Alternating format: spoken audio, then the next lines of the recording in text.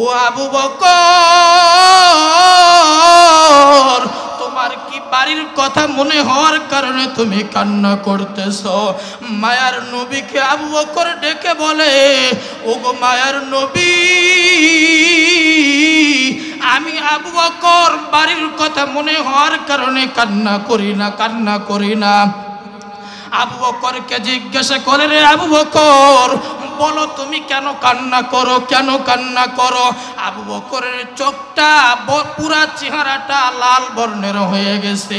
মায়ার নবী আবু বকরকে জিজ্ঞাসা করে, বলো আবু বকর তুমি কেন কান্না করো?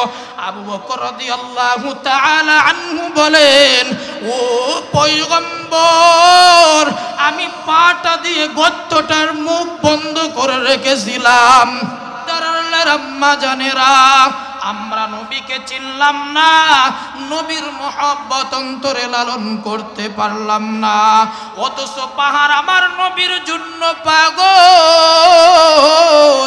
পাহাড় আমার নবীর জন্য পাগল, গাছ আমার নবীর জন্য পাগল, জঙ্গলের পশু পাখি আমার নবীর জন্য পাগল। এরে নবীর উম্মতের দল, জঙ্গলের পশু পাখি কেমনে আমার নবীর জন্য পাগল? গর্তের সাপ পর্যন্ত আমার নবীর জন্য পাগল। আমার নবীর জন্য কেমন পাগল, একটু দিলের কানটা লাগায় শুনবেন। লম্বা আলোচনা করার মতো কোনো সুযোগ নাই, সংক্ষিপ্ত আলোচনা করব। পয়গম্বর জনাবে মুহাম্মাদুর রাসূলুল্লাহ সাল্লাল্লাহু আলাইহি ওয়াসাল্লাম হযরত আবু বকর সিদ্দিক রাদিয়াল্লাহু তাআলা আনহুকে নিয়ে সফর করেছেন, হিজরত করেছেন। এর নবীর উম্মতের দল গভীর রাত্রিতে মায়ার নবীর সঙ্গে আবু বকর মায়ার নবী যখন হিজরতের রাত্রিতে চলতেছেন, পিছনের দিক থেকে ওই বেঈমানের গোষ্ঠীগুলো মায়ার নবীর উপরে আক্রমণ করার জন্য তারা পিছন দিক থেকে তারা মায়ার নবীকে আঘাত করার জন্য দৌড়াইতেছে। এমতো অবস্থায় মায়ার নবী রহমাতুল লিল আলামিন পাথরের সঙ্গে আঘাত খেয়ে পায়ে ব্যথা পেয়েছে। আল্লাহর পয়গম্বরের সাহাবী হযরত আবু বকর মায়ার নবী রহমাতুল লিল আলামিনকে বলে, ও পয়গম্বর, পিছনের দিক থেকে বেঈমানের গোষ্ঠীগুলো আসে, আমরা একটা গর্তে একটু লুকায়া থাকি, একটু আশ্রয় নেই। একটা গর্তের ভিতরে আবু বকর রাদিয়াল্লাহু তাআলা আনহু সহ রাহমাতুল লিল আলামিন একটা গর্তের ভিতরে একটু অপেক্ষা করতে লাগলেন। মায়ার নবী আমার বড় ক্লান্ত শরীর নিয়া আবু বকরের হাঁটুর উপরে মাথা দিয়া একটু বিশ্রাম নিয়েছেন। এমত অবস্থায় আবু বকর লক্ষ্য করে দেখে চতুর্দিকে গর্ত, চতুর্দিকে ছিদ্র। আবু বকর রাদিয়াল্লাহু তাআলা আনহু সমস্ত ছিদ্রগুলো বন্ধ করে দিলেন। একটা মাত্র ছিদ্র, ওই একটা ছিদ্র দিয়া আবু বকর রাদিয়াল্লাহু তাআলা আনহু পাটা দিয়া বন্ধ করে রেখেছেন। পাটা দিয়া যেমন বন্ধ করে রেখেছেন, একটু পর থেকে আবু বকরের পায়ে যেমন সবল দেয়। আবু বকর রাদিয়াল্লাহু তাআলা আনহু মনে মনে চিন্তা করে, হায় হায়, আমার পায়ে কি যেন সবল মারতেছে। আবু বকর রাদিয়াল্লাহু তাআলা আনহু মনে মনে চিন্তা করে, আমি যদি পাটা একটু সরায়া নেই, হয়তো মায়ার নবীর উপরে আক্রমণ করতে পারে। আবু বকর রাদিয়াল্লাহু তাআলা আনহু গর্ত থেকে পাটা আর সরাই না। আবু বকর রাদিয়াল্লাহু তাআলা আনহুর পায়ে অনেক সবল মারার কারণে আবু বকর আর সহ্য করতে পারে না। আবু বকর রাদিয়াল্লাহু তাআলা আনহুর পায়ে এত পরিমাণ সবল সাপ মেরেছে, এত পরিমাণ আঘাত করেছে পায়ের উপরে, আবু বকর আর সহ্য করতে পারে না, সহ্য করতে পারে না। দু চোখ বেয়ে পানিগুলো জমিনের মধ্যে পড়ে। মায়ার নবীর গালের উপরে এক ফোঁটা পানি পড়া মাত্রই মায়ার নবী সজাগ হয়ে আবু বকর রাদিয়াল্লাহু তাআলা আনহুকে বলে, ও আবু বকর,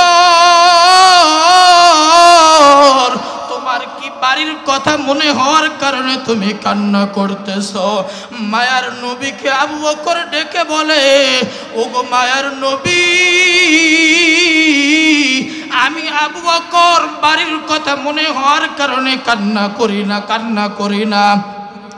আবু বকরকে জিজ্ঞাসা করে, রে আবু বকর, বলো তুমি কেন কান্না করো, কেন কান্না করো? আবু বকরের চোখটা, পুরা চেহারাটা লাল বর্ণের হয়ে গেছে। মায়ার নবী আবু বকরকে জিজ্ঞাসা করে, বলো আবু বকর, তুমি কেন কান্না করো, কেন কান্না করো? আবু বকর রাদিয়াল্লাহু তাআলা আনহু বলেন, ও পয়গম্বর, আমি পাটা দিয়ে গর্তটার মুখ বন্ধ করে রেখেছিলাম। আমার মনে হয় গর্তের ভিতর থেকে আমাকে কি যেন সুবল মারে, সুবল মারে। আবু বকরকে বলে, আবু বকর তুমি একটু পাটা সরাও। পাটা সরানোর সঙ্গে সঙ্গে গর্তের ভিতর থেকে একটা সাপ বের হয়েছে। আওয়াজ করে বলুন সুবহানাল্লাহ। সাপের জবানটা খুলে যায়।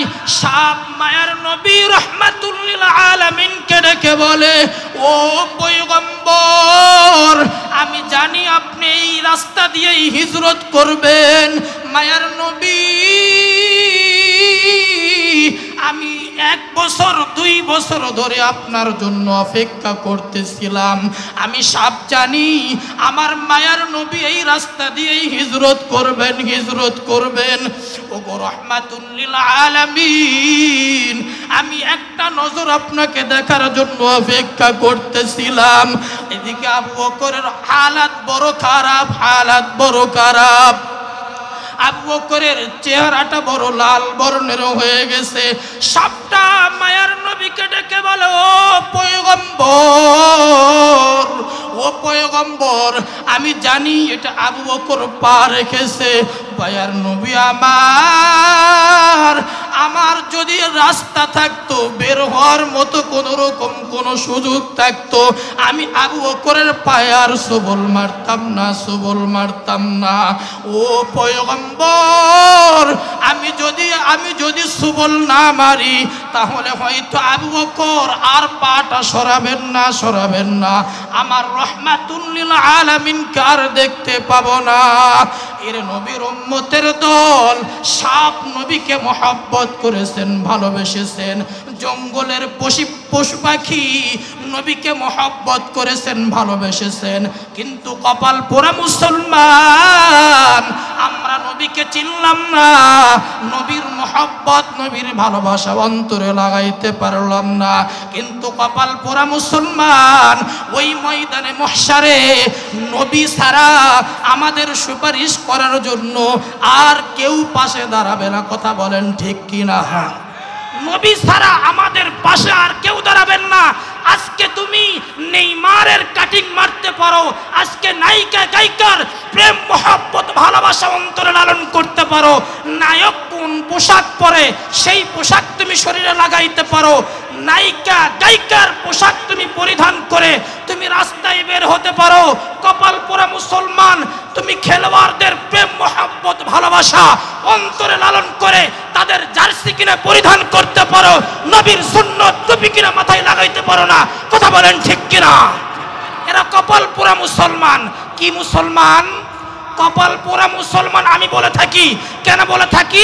সব তুমি বুঝো, টাকা কামাইতে হবে, বিবির সেবা করতে হবে, সন্তানের পিছনে কাটতে হবে, দুনিয়া নিয়ে ব্যস্ত থাকতে হবে। কিন্তু কপাল পোড়া, তোমার ময়দানে মহশারে যে তোমার সব থেকে বেশি বিপদের মুহূর্তে সব থেকে বেশি তোমার সাহায্যের করবে, তোমার পাশে দাঁড়াবে, সেই নবীর সুন্নত, সেই নবীর মুহাব্বত, সেই নবীর ভালোবাসা আমরা অন্তরে লালন করতে পারি নাই। কথা বলেন ঠিক কিনা?